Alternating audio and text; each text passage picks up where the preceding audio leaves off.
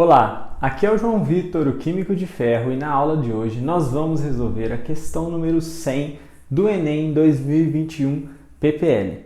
Essa questão é uma questão de Química Orgânica e ela cobra também um pouco dos nossos conhecimentos de propriedades ácido-base de compostos orgânicos.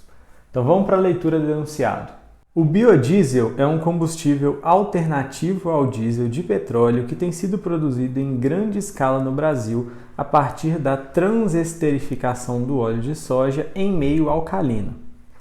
Visando reduzir a competição com a indústria alimentícia, os óleos de fritura estão entre as matérias-primas alternativas que têm sido consideradas.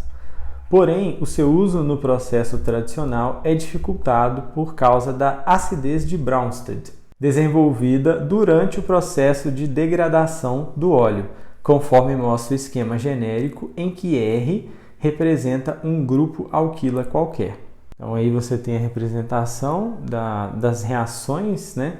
Uma rancidez hidrolítica, que acontece aqui com H2O, com água, e uma rancidez oxidativa, que acontece aqui com o oxigênio, gerando alguns produtos ali. E aqui também gera dois produtos. Comando: a dificuldade mencionada é gerada pela presença de agrupamentos. Então essa questão é muito importante a interpretação.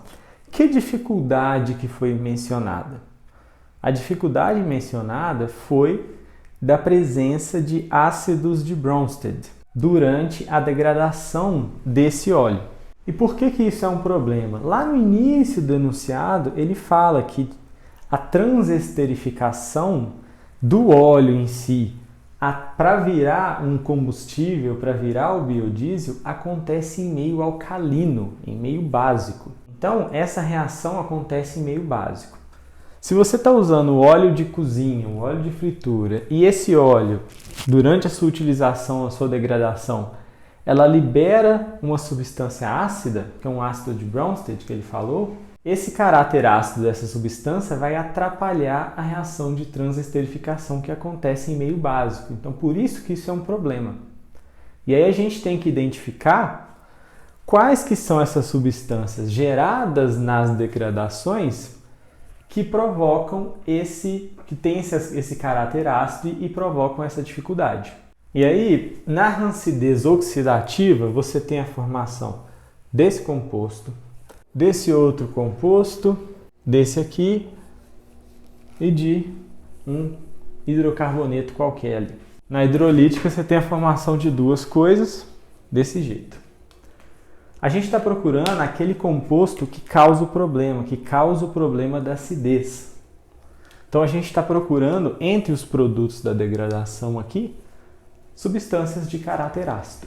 Na química orgânica, os ácidos, os mais pronunciáveis, os mais comuns, são os que são da função ácido carboxílico. Tem até o nome, né? Ácido carboxílico, porque na orgânica eles são os mais ácidos. E o que caracteriza um ácido carboxílico? Ácidos carboxílicos sempre têm essa terminação aqui, ó, C-O-OH. E por que essas substâncias são tão ácidas assim? Um ácido é medido pela sua capacidade de liberar H+ em água. Um ácido é uma substância que faz isso, ácidos mais fortes fazem isso em maior extensão. Esse cara consegue fazer isso muito bem, mas não tão bem quanto ácidos inorgânicos, tá? Por quê? Porque esse hidrogênio é muito positivo, ele fica muito disponível como H+, porque o oxigênio é eletronegativo, então nessa ligação covalente com o hidrogênio, ele atrai esse par de elétrons que eles estão compartilhando para si, deixando o hidrogênio mais positivo. E além disso, a própria presença dessa carbonila do lado dessa hidroxila é o que faz esse hidrogênio ser mais positivo ainda, porque essa carbonila aqui, né, esse par de elétrons compartilhado entre carbono e esse oxigênio aqui, é muito mais atraído para esse oxigênio, porque ele é mais eletronegativo. Consequentemente, esse carbono aqui, ó, tem uma densidade positiva, né? Falta elétron para ele. Como ele é meio deficiente de elétron aqui, esses elétrons estão um pouquinho longe, ele não é uma carga positiva, mas ele tem um caráter positivo aqui nesse carbono. como se ele fosse um polo positivo ali dentro da molécula, tá? Ele vai disputar um pouco mais esse par de elétrons aqui com esse oxigênio.